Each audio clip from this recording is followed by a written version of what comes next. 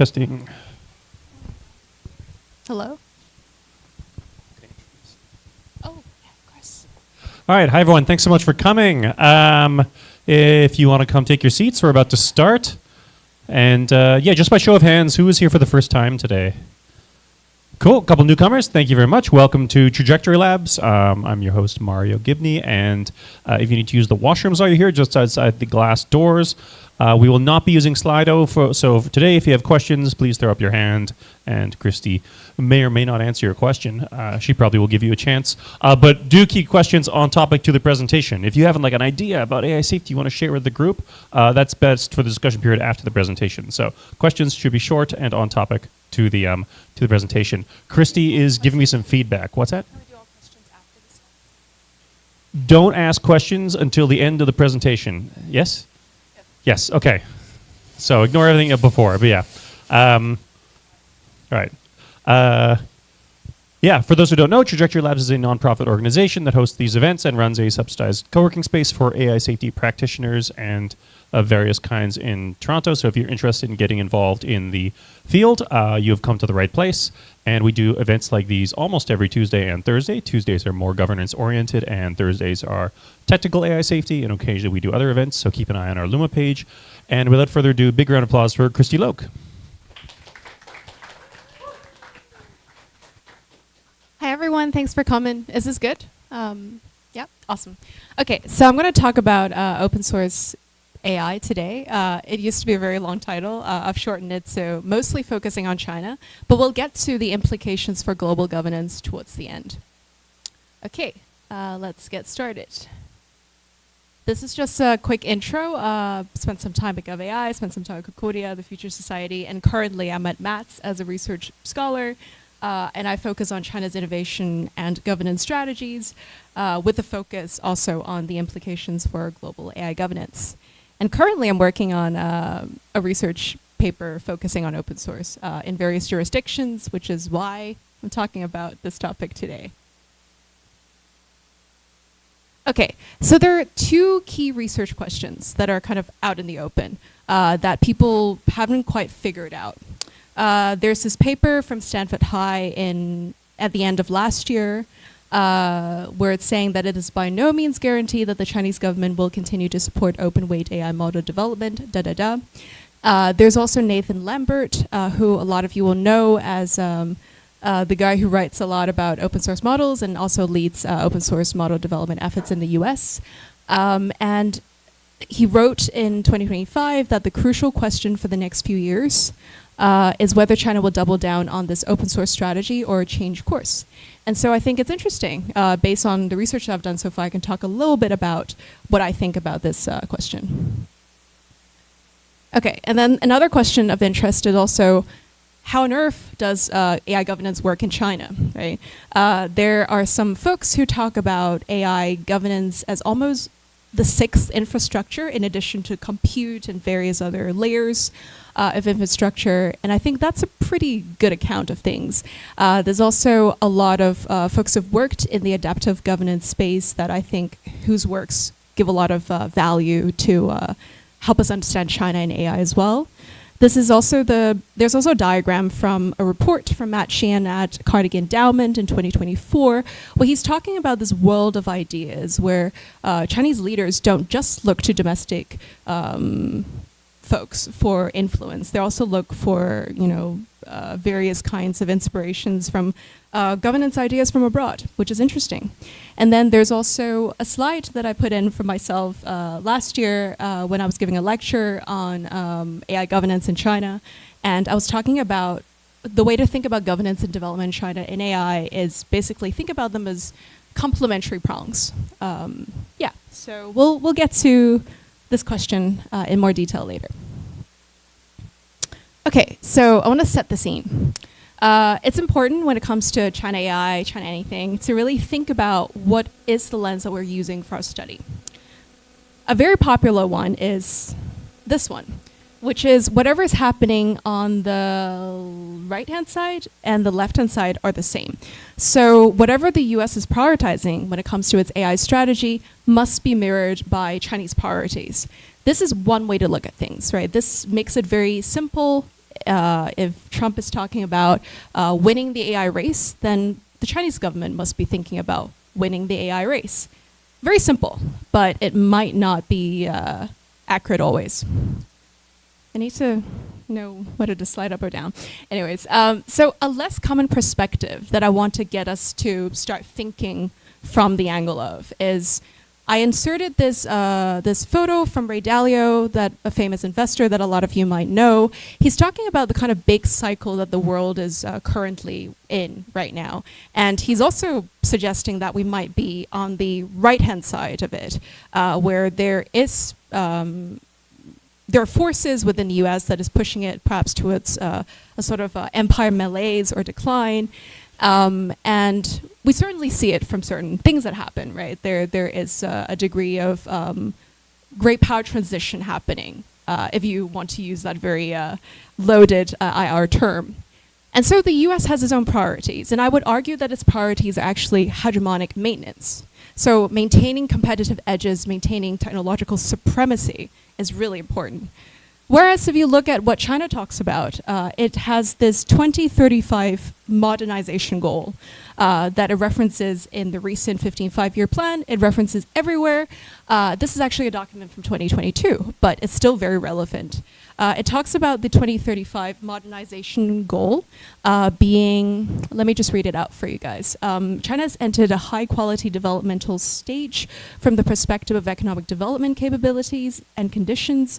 There's hope and potential to maintain long-term stable development, and achieve total economic or per capita GDP doubled by 2035 when compared to the 2020 baseline.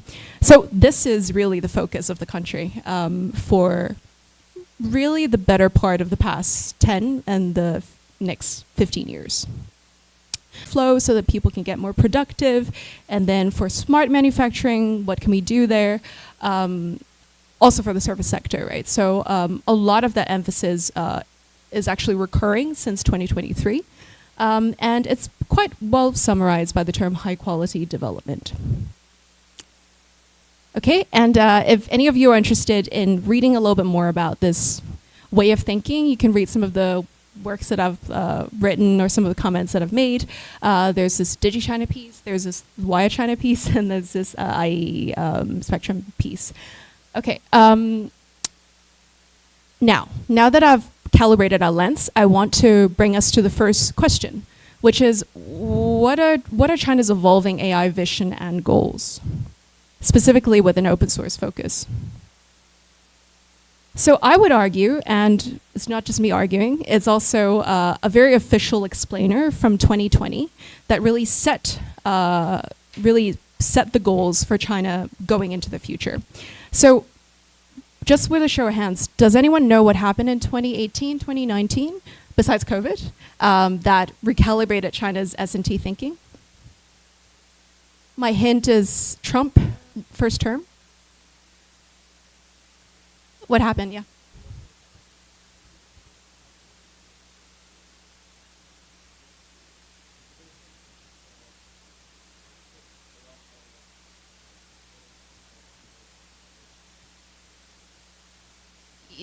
Yes, like in terms of U.S. policy, or? Gotcha. Yeah, so that's definitely a part of it. There's the trade war, which is like the banning of U.S. Investment in certain tech companies in China. But importantly, there's also the slow simmering of the chip war that actually started during the first Trump administration with telecom companies from China like ZTE and Huawei. They no longer could get access to chips as easily, and that was a real problem for China. It's a really long-term problem that they're going to solve, and the supply chain of chips is just, as some of the folks who are experts here would know, are so complicated and globalized that it's just really hard to replace it overnight. And so that got the leaders in China thinking. In 2018, and then all the way to 2020, they've kind of figured it out. They figured out in terms of the priorities that they need to set. If we look at China primarily through the competitive lens, then China would only really have goal one, which is to approximate the frontier of global science and technology, essentially getting domestic innovation sector to be so competitive that it can start it can start to develop some of the technologies at the cutting edge. But it's not just that, right? It's not just goal 1. It's also asking for goal 2, 3, and 4, which is interesting for questions of developmental strategy and governance. Goal 2 is facing the main economic battlefield, which sounds a bit scary, but essentially when you look at Explainer, it's about how to better support innovative entities so that S&T development in labs or wherever are actually diffused within society and leads to real productive gains, which makes sense given everything that we just read through earlier. Goal 3 is actually addressing major national needs, which has a lot to do with what Trump did in 2018 and 2019 against ZTE and Huawei. So how does China get its supply chain resilient over time? That's really important. And then you might already have guessed it, but point 1, 2, and 3 are kind of related, right? So if you if you're successful with goal 1, that kind of attracts more talent to work at various of your companies, and that might also help with goal 2. So these are very much related and linked goals. And then goal 4 is facing the health and well-being of the people. This one's super interesting, and it has a lot to do with what is technology for. And so the government is basically defining the ultimate purpose of technology. Is it for goal 1, 2, or 3? Or is it to basically meet people's needs? And I think this is really interesting because it builds a kind of state-society trust that we might not think about, right? Like on the daily, like looking at China from the West, let's say. It also guides its governance decisions as well. Okay, so now I want to switch gear to talk about China's open source systems, ecosystem, software, and hardware kind of emphasis. I want to assert that it actually started, this interest at the state level actually started prior to ChatGPT. It started prior to Llama. It really started in the 2010s when China was thinking long and hard about like how to support AI, how to support emerging tech sector. And so some of the things that, made it all the way to the most important document every 5 years in the 14th five-year plan from 2020, they actually talk about supporting the development of innovation consortia, such as open source digital technology communities, improve the open source intellectual property rights and legal system, encourage enterprises to open source their software source code. Why do they talk about this, right? So why is there such an emphasis on community and ecosystem building? Well, this is because China didn't have the many, many years of history with Linux and like all these open source ecosystem that we take for granted in the West. China doesn't necessarily have domestic alternatives to them. And so they're trying to actually build out communities so that they can one day grow and thrive. And so this is kind of long time in the making, right? This emphasis on open source and openness.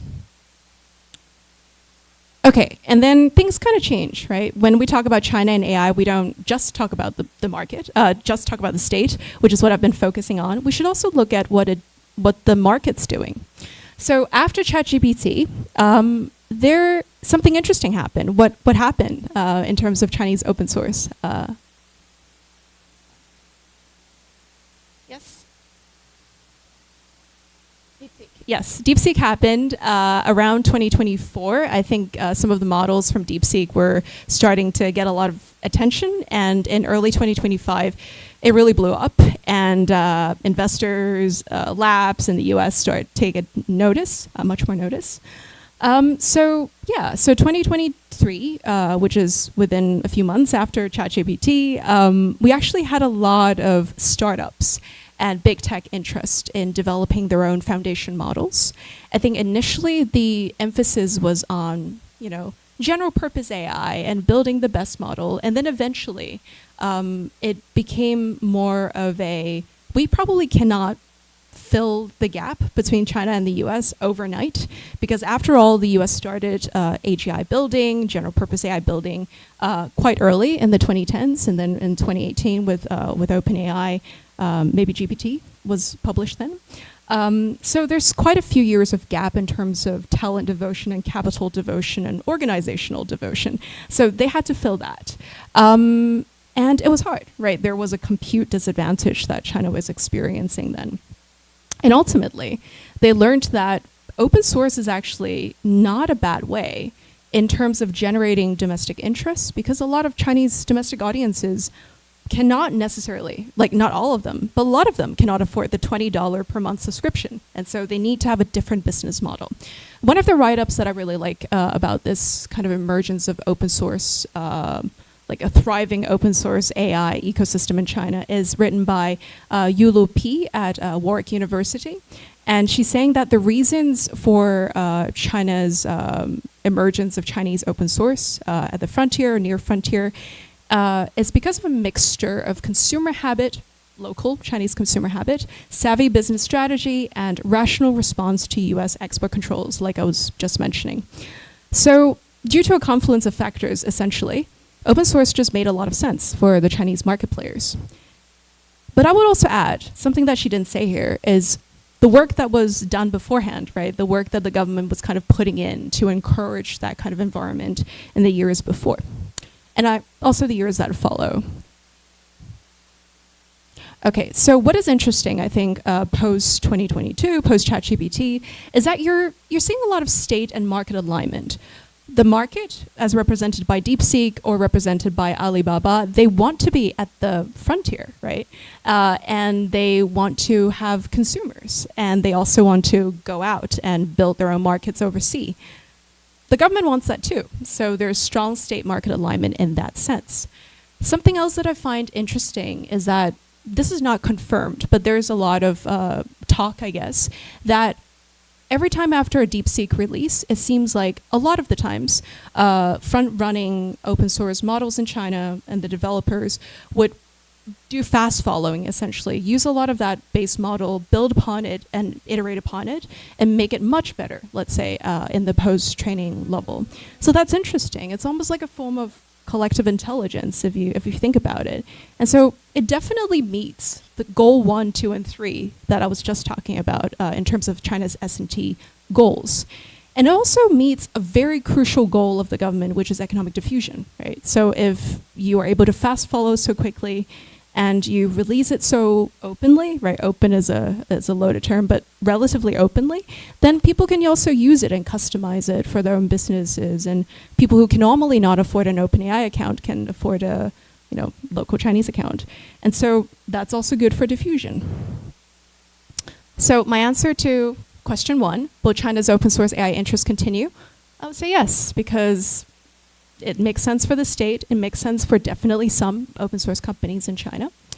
And so I would conclude this question with this quote from China's NDRC. NDRC, according to Perplexity, is the National Development and Reform Commission. It is the macro planning agency under China's State Council. It's basically really important, and it's also the organization behind the 5-year plans. So what did they say in 2026? In an open, okay, let me just summarize this, it's too long. But yeah, essentially, in an open and competitive market environment, Chinese companies leveraging their cost effectiveness and open source AI strategies have not only significantly lowered the barriers to technology use, promoting the better use of artificial intelligence for the benefit of humanity, also achieved a leap from catching up to leading the way through fierce market competition and collaborative innovation. So when I was talking about collective intelligence, this is kind of the collaborative innovation point. Fierce market competition, well, because all of these companies that can build cool stuff are releasing it for free. And so they need to attract customers through the application layer, for example, and also through different, let's say, post-training methods beyond the pre-training paradigm. So that's a lot. That's tough competition. Yeah, so there are certain open questions that that I think we can probably pay attention to if we're interested in this space. Is the degree of state market alignment going to stay so, I guess, aligned? And also, how should we think about the open source AI business model? Some folks say that it's not sustainable.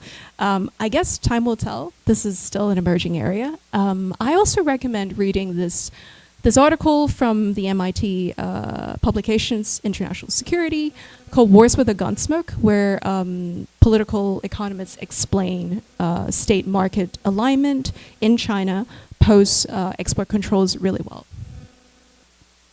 Any questions? I know I said no question, but any questions? Okay, if no burning question, I'll move on for now. Okay, so chapter 2 that I want to walk us through today is, I hope this is what you came to this talk for, because I did mention I was going to talk about governance. China's adaptive model of governance, which is in reference to the question, is my mic?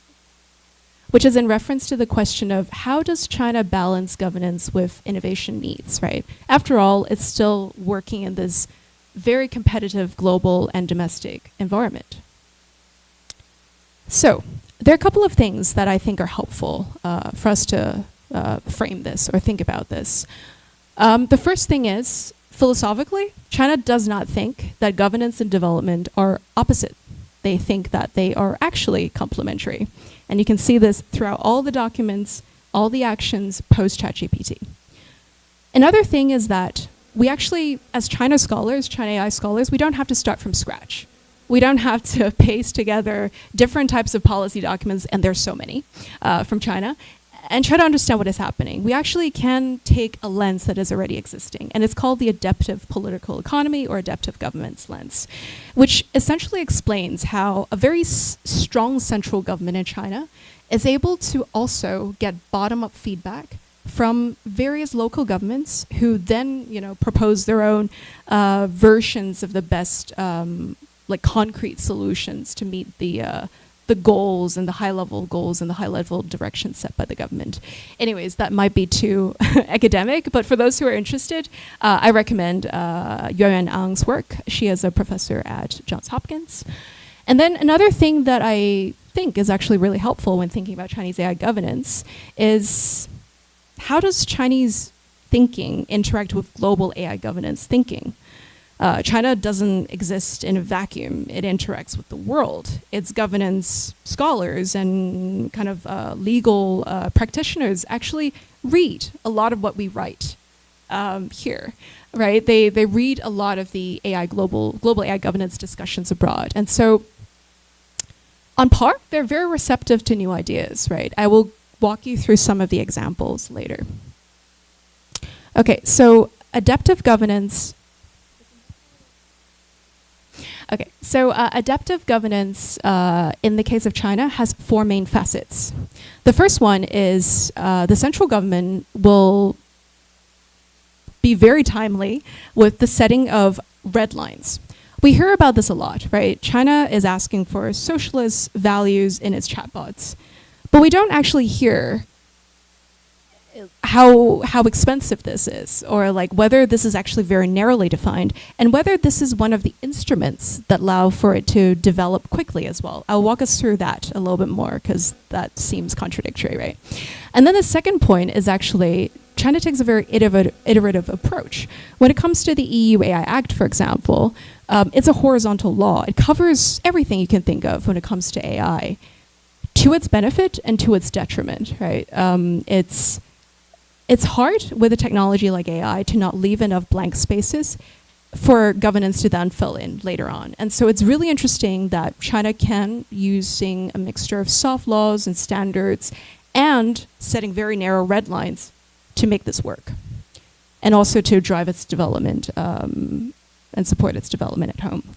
The third point is actually the whole of society framing. So the whole of society in this case is it just the central government that tells the rest of society what to do, or is it that legal scholars and industry has a lot of input?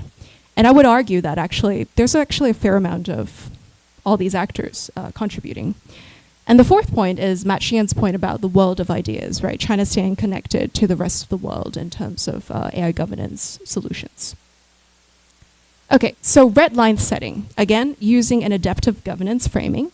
I would actually argue that when we talk about the AIGC, the Generative AI Interim Measures of 2023, where a lot of people would highlight the clauses on socialism and protection of socialist values and morals and all that, that actually, if you look at it from the Chinese perspective, if you live there, I guess, it is simply about you can go ahead and develop generative AI now. Essentially, all we ask of you is that if you're public facing and you're very influential, then please follow the censorship rules from before. So it's not adding new regulatory clauses effectively, it's just adapting what already is there and saying that this still applies. And otherwise, please go ahead, right?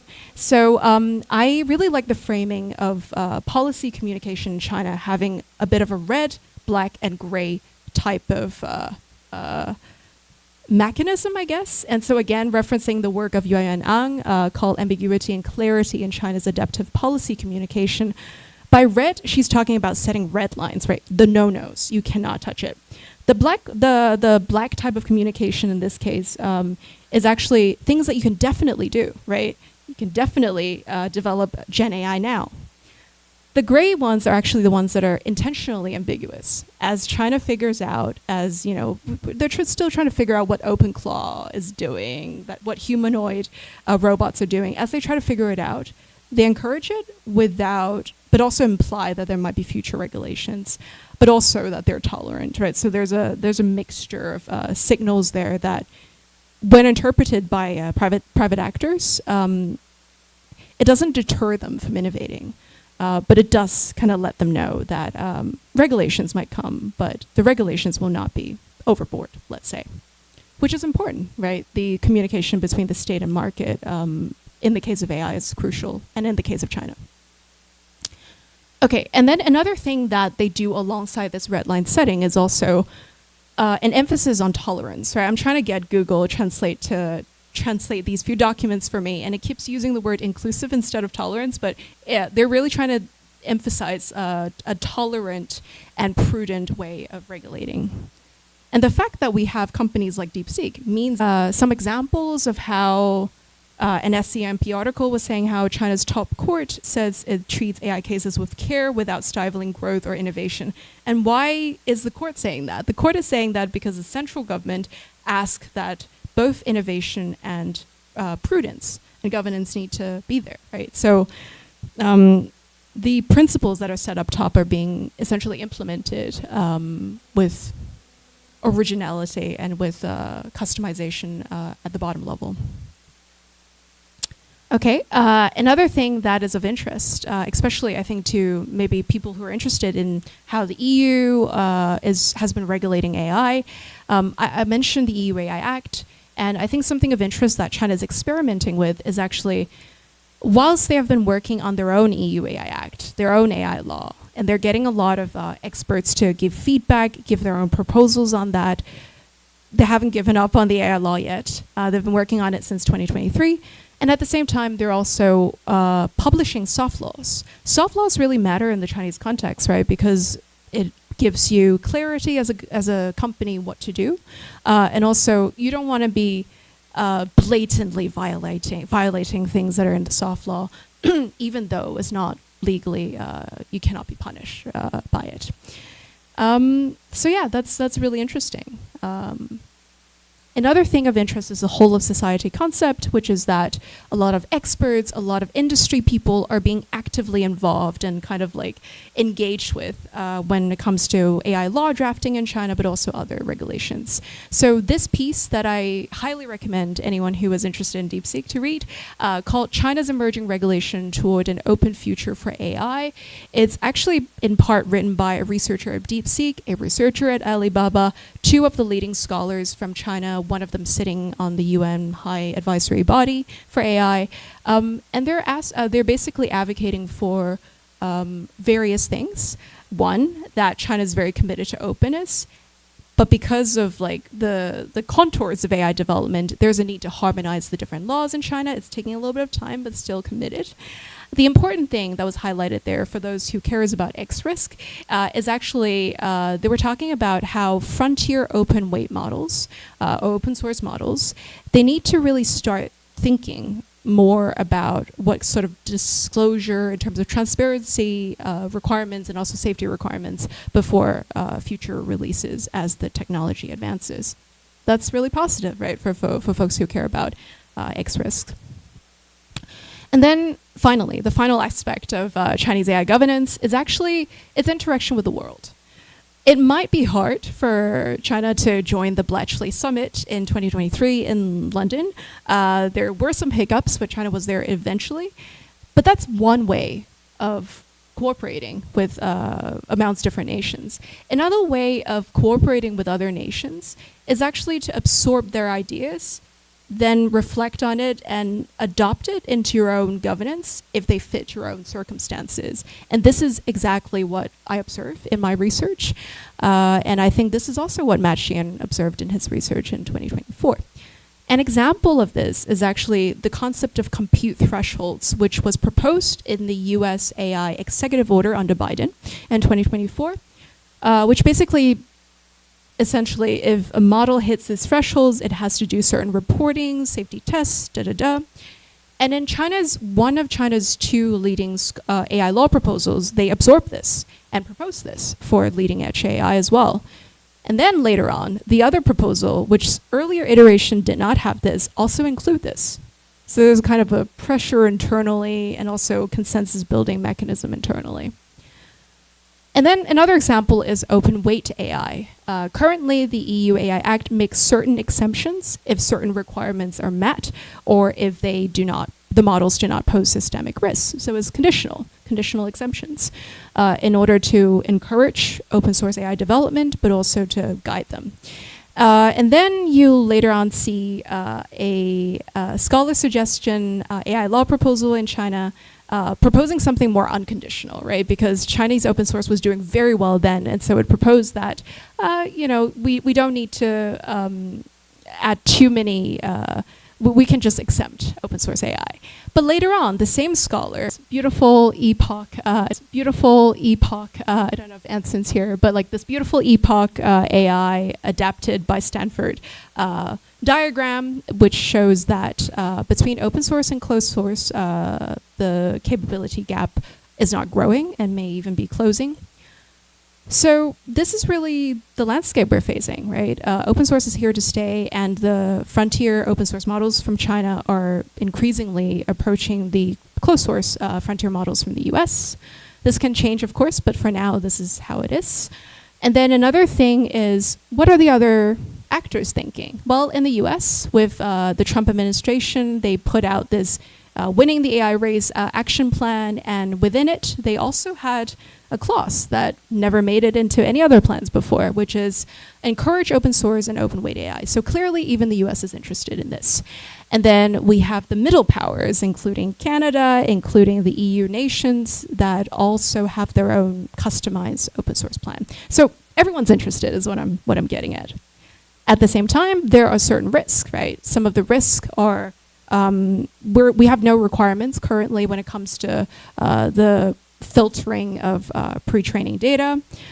We also, even by some of the tests that China has done, even by some of the tests that the US has done, cybersecurity is a risk from open source models, and also we don't have any requirements on anti-tampering test and I guess reinforcement for these open models. I put in a quote from pick, I guess, from my supervisor in MATS, Stephen Casper. He's arguing that, okay, so last summer, frontier closed source models started to share warnings about nasty model capabilities, and now open weight models are only a few months behind the closed source ones. We should not be surprised if there's a big cyber terror incident enabled by powerful open weight models in 2026. So these are scary, but it's definitely just one facet, right, of open source AI development that we should probably start thinking about so that we're better prepared for the years to come. The promising thing, of course, after having listened to me, hopefully, talking about this for the last 30 plus minutes, is that China's not just absorbing these governance ideas, interacting with them, but also proposing new ones. So as its frontier, near frontier open source AI is developing, it's also trying to get ready to, do risk prevention accordingly. To my knowledge, China's leading technical think tank, CAICT, which also works as part of the government, they did evaluate Chinese open weight models for some of the risks that I just discussed, and also gave guidance in terms of how they can improve them. And then second point is also, it was really encouraging when I read the DeepSeek Alibaba co-written position paper on Science Magazine, arguing that there should be a level of capability-based risk mitigation that should happen in the future for open source and for other models. So that's really good. That's an area of alignment between the US and China and the EU. Right? And then the other component to this is that I think there's a lot to learn.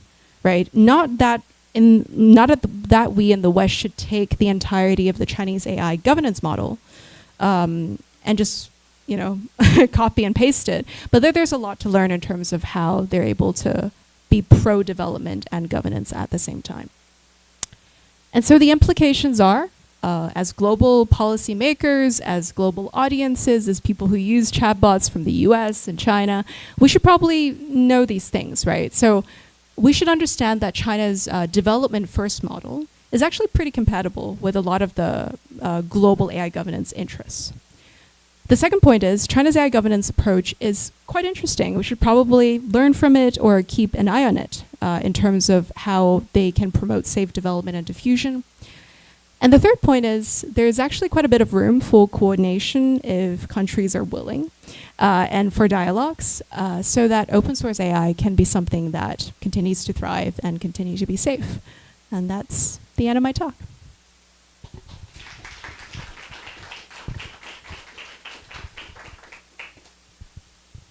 Does anybody have any questions?